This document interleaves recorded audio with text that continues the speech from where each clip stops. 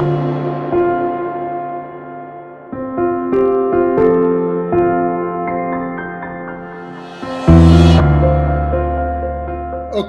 Ishtar, I'm recording now, so don't speak bad about your father now. I will try. No kidding. I love him. Welcome in this appointment of my interviews. This interview is with a young artist which I knew since she born, and I follow her news through her father, Kadhim Dakhil, the Iraqi artist Kadhim Dakhil, and she is Ishtar Kadhim Dakhil. Let me begin from what you are doing now. What's the thing which is engaged you in this moment, besides studying for your master? Yeah, well, my master project is actually very big, which is taking a lot of time of my work right now. And on the side of this, I'm also working on my own personal project, which I got the stipend for from the Swedish Arts Foundation. So I'm working on two separate projects at the same time. So this is basically my whole time work.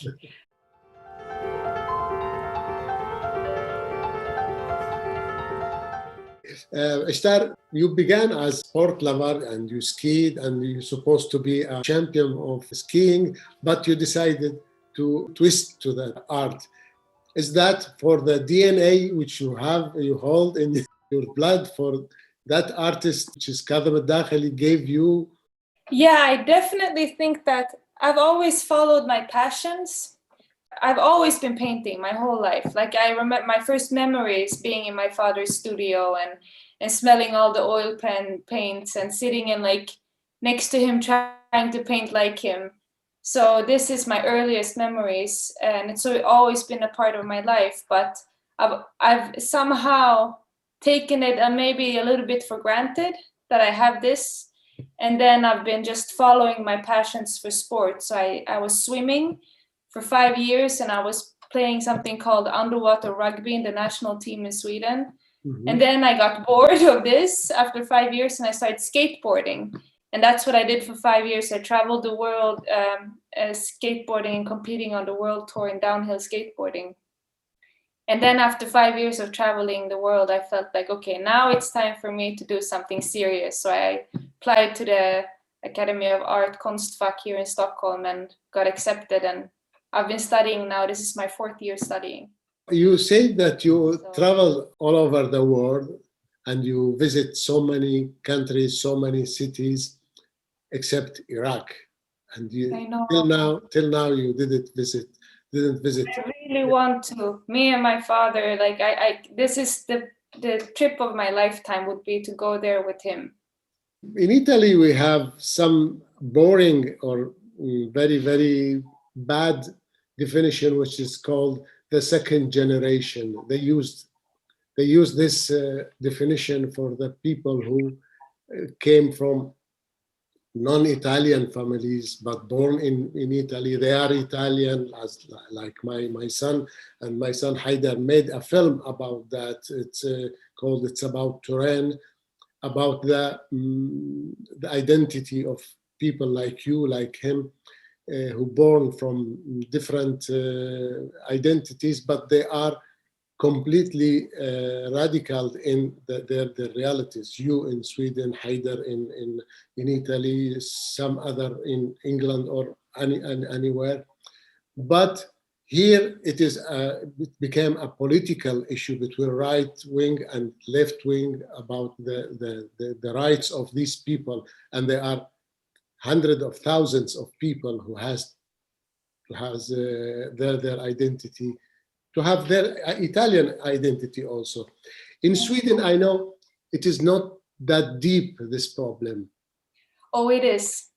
It is? It is. So, but maybe not in a political sense like you, because I'm not aware of how it is in Italy. It is in a personal level, but it is also, maybe it's not maybe as threatening politically. I don't know your situation, so I'm not sure exactly how it looks like, but it is definitely it's there. We have racism as well for people that are in between, the in-betweeners in a way, the second generation, that are born here but not accepted as coming from here. Mm-hmm. In another way, how much you feel yourself Iraqi? You are Sweden. You have all the right to tell me, no, I am Sweden, but in somehow you are Iraqi, as Haider feels himself Iraqi and Italian, and but how you feel you're being Iraqi in some way?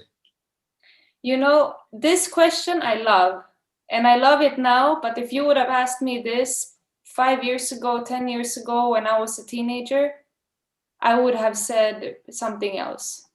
This has been, like, I've been suffering of identity crisis my whole life. Mm-hmm. And especially growing up in this country because it's very white. So this is also maybe one of the reasons why I don't speak Arabic. I've tried so hard my whole life to fit in. And now I had actually this fall, like an awakening. It's been, I mean, I've been embracing it during my adulthood more and more. But this fall I had a really strong awakening where I became very angry. And I realized how much I have suppressed my Arabic side just to fit in. And also in school, I started like looking around. There's not a lot of representation in our art school. It's mostly white. And also within the art scene in Sweden, it's very exclusive to be able to work as an artist and survive in this country. So lately this has become a very strong question for me, and it's actually a part of my project work. Both of my projects that I'm working with, this in-betweenness and going back to the roots of your ancestry. And like this past weekend that I was with my father, I had such a strong connection. Like it was almost like, I don't know, it's hard to put in words, but he was telling me about his life and his story. And I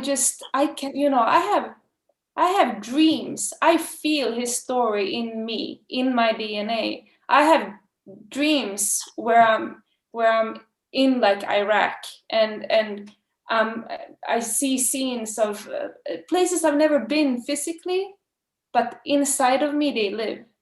And this is becoming stronger and stronger, and the need for me to connect and understand this becomes really strong now.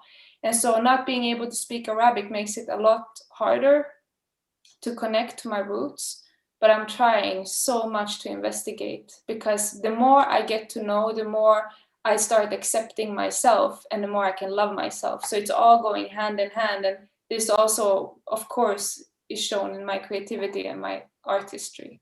Let us say the multiplicity of your identity and the looking for your roots, your real essence. It is something, somehow it is also clear in your work, because you use painting, you use video, you use virtual reality, you use all these things. As you are in a huge market, you are trying to buy so many things at the end to make your thing, your toy, your work, your identity. So where you find you more yourself? In painting, in making video, in designing, or where? This is a good question, because I have this notion that making art is a search for identity. So this is like, I think, like you say, it's a market of different kinds of styles and techniques, just to see, okay, to me, my idea of using different techniques, it's not like I want to use this now, and this is, what can I do with this? No, it's more, what do I want to make, and which medium is my tool? So if I make a children's book and I think, okay, I want to make this children's book, but I want to get the feeling of going into the book. How can I go into the book? Okay, I choose to work with VR, virtual reality. I find a way to recreate this whole book inside a VR world, and then I can literally go inside the book and look at all my drawings inside. And this is like the medium comes after the idea. I really love working with aquarels, like watercolor. This is my favorite right now.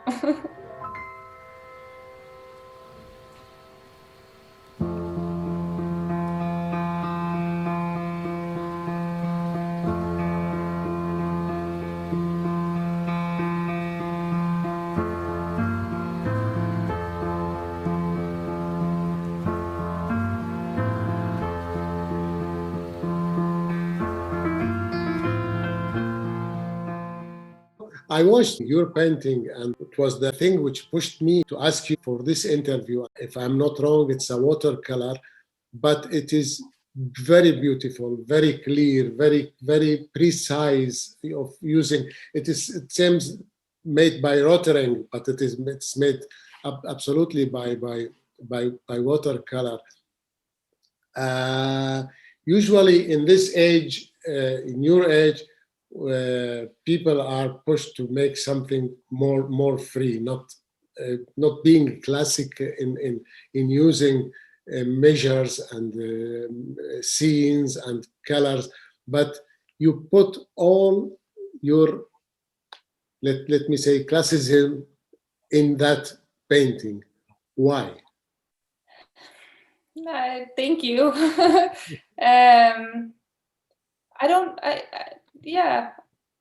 I don't know how to answer that. I mean, I don't finish until I'm happy, and that's just a feeling inside. So it's not really, I don't really plan what I'm making. When I start creating, I have a feeling. Sometimes I can't see anything. Usually I don't see anything in front of me. I just have a feeling. And then I sit down and I just start creating. And then when I feel, okay, now I'm happy, I stop. So I don't sit and think, now I want to use this or this. It just happens in a way. I don't know if this answers your question. It's okay. It's okay. Yeah. An answer is an answer, so don't worry. Say yours. So now you meet your father, not always. You have time, from time to time you meet him, but absolutely you are watching the changes in his work. Yeah. Kadum, who I met last year in Malmo, had very dense colors, very busy figures on his canvas. But in the last paintings or last works, which is behind you, he has a return to that precise line, to that precise point, and he is doing something clean, which wasn't there before. Do you watch these changes in your father? Did you talk with him about the last works which he has done? You know, I can understand where it comes from. So I don't really ask him where it comes from. I understand it. But I do find it really interesting. I love going through his new book where he has like a catalog of all of his work, and to see how it's changed with times. Because, you know, when I grew up, I remember like there's a page of these plates that he painted on, the faces on these plates. And I remember when he brought them with us to Finland, and I saw them I grew up watching them everywhere. I couldn't understand it. And now when I see it like per year and I see everything, it makes such a beautiful, just a story. And so to see him go from painting these big paintings to now, we made this together, and it really makes me happy because when he was younger, he drew a lot of graphic, like black and white, and I saw them when those ones he did before I was born. And when I was around 18, 19, I saw these works. And I looked at them, and I looked at my own work, because that was exactly what I was making. I was always sitting and drawing these little black and white things. And then I see his, and I'm like, this is in my genes.